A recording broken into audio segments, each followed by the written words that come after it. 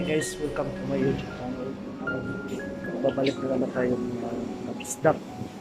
So ngayon ay araw ngayon ay Saturday.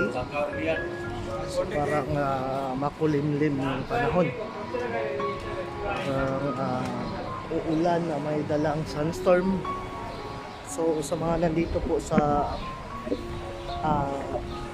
Kuwait, yan, ay mga kababayan natin, ingat-ingat po kayo kung saan na kayo pupunta kasi medyo mahangin at ang dala ng hangin ay medyo maalikabok, ma-sunstorm at parang makulimlim at parang may kunting ambon. So pag maglalakad kayo, ayun ay parang yung damit nyo talaga ay maanuhan ng alikabok.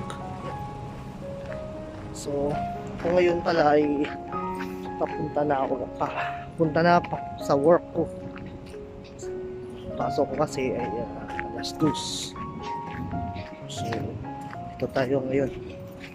So ayun yung talsik ng ng ambon ay may dalang parang ay alikabok. So pag dumikit sa damit so sobrang pangit tingnan.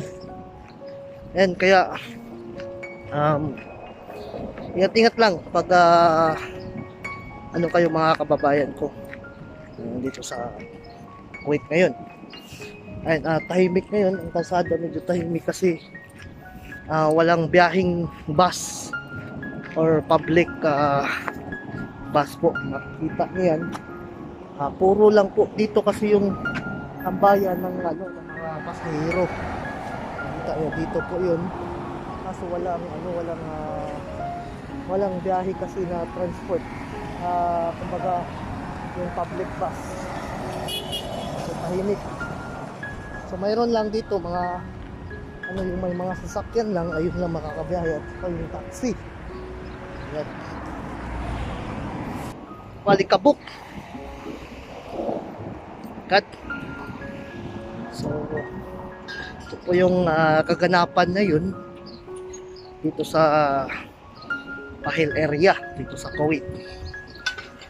Wala masyadong tao or kasi nga po ay medyo iwas yung mga ibang tao dahil nga sa INCOV or tinatawag na INCOV-19 dito sa Middle East. Hindi lang po dito sa Middle East, sa buong mundo. Alam naman na ngayon ay pataas ang bilang ng na-affected sa INCOV-19. So kaya yung mga ibang mga kababayan natin ay takot lumabas, at yung mga taga rito rin. So sa mga nandito lahat, at ingat lang po talaga, at wag mo nang maglabasan kasi nga ay parang masama yung panahon ngayon. Ayan. Wala ka makikitang araw. Ayan, ay makulimlim talaga siya. Baka mamaya nito ay may dalang ulan to, na may dalang sunstorm. So pangit kasi pag umalis kayo at lakad kayo at maulanan kayo, ay madumihan talaga yung damit nyo. Kaya iwasan muna natin maglabas, mga kabisda ko, mga kapwa ko OFW dito sa bansang Kuwait. So ito po yung update ngayon sa panahon dito sa Pahil area dito sa Kuwait. So ingat-ingat lang muna mga kabayan, at medyo maambon konti na may dalang sunstorm po. Ingat-ingat muna kasi ako po ay ako nga rin po nagmamadali ako kasi papasok na kasi ako dito sa trabahoan ko, at ako ay naglakad lang. So ayan, kaya panatilihin pa rin natin na mag-mask, gumamit ng mask, at maghugas ng kamay lagi at wag mo nang makihilobilo sa mga taong lugar. Yun na po kasi para maiwasan po yung paghawa ng tawag na COVID-19 virus na to. So, ito mga kabisdak, ay malapit na ako sa trabaho ko ngayon. So, wait mo na ako, ha?